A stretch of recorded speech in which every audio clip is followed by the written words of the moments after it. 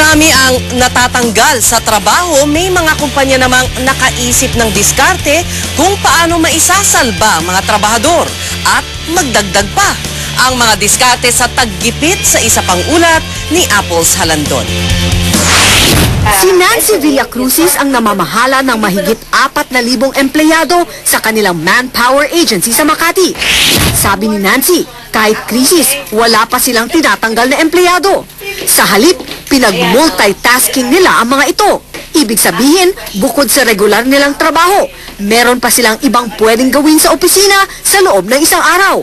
Halimbawa na lang ang kanilang janitor na si Jermaine. Sa umaga, maglilinis siya ng opisina. Pagkatapos ay mag-encode naman siya sa computer.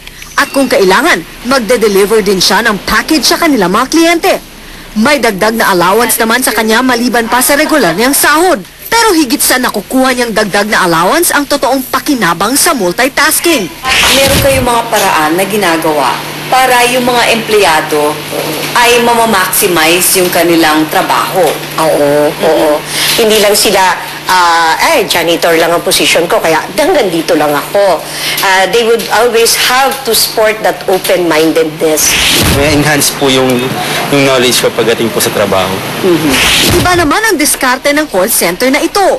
Imbis sa Makati, sa Quiapo kumuha ng opisina ang kumpanya ni Junio Piton. Wala pa sa kalahati ng renta sa Makati ang renta kasi dito sa Quiapo. Ang natitipid nila sa renta, binubuhos naman nila sa gasto sa marketing o ang pagpapakilala ng kanilang serbisyo sa mga posibleng maging kliyente. Ang target talaga namin is higher revenue. So in order to make that happen, talagang we put our effort in marketing. At ang kakaiba pa, kung tanggalan ang uso ngayon, sa call center ni June, linggo-linggo kumukuha pa sila ng 60 bagong empleyado.